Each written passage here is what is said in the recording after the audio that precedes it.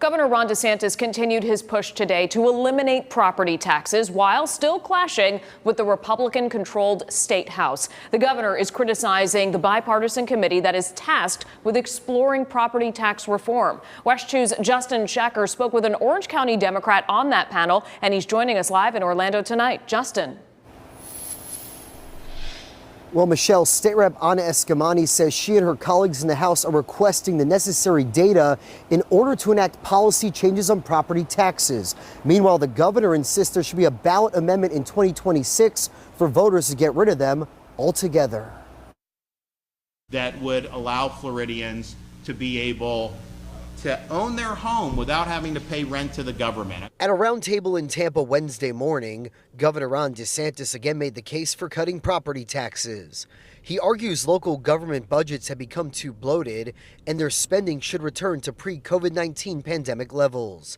The governor also threatened to veto Speaker of the House Daniel Perez's proposal to slash the sales tax rate from 6 to 5.25%. I can tell you, any Florida last tax package is going to be dead on arrival. We are not going to kneecap our ability to provide you property tax relief just so we can give a little bit of a benefit to Canadian tourists. Democratic State Rep Anna Eskamani says local governments will need flexibility to generate more revenue if property taxes were to be eliminated through a ballot initiative. The total amount of property tax revenue in the state of Florida is about $50 billion. And that is going towards public education, police, fire, other essential services that I have no doubt that if the question on the ballot was, are you comfortable eliminating your local police department or defunding your public school, people would vote no. Eskamani is the only Orange County rep serving on the bipartisan House Select Committee that met for the first time Friday on the final day of the legislative session. 37 lawmakers are considering proposals on how to lessen the burden of property taxes on Florida homeowners. If you're trying to get something done, you convene a 37-person committee if you're trying to smother it in the crib.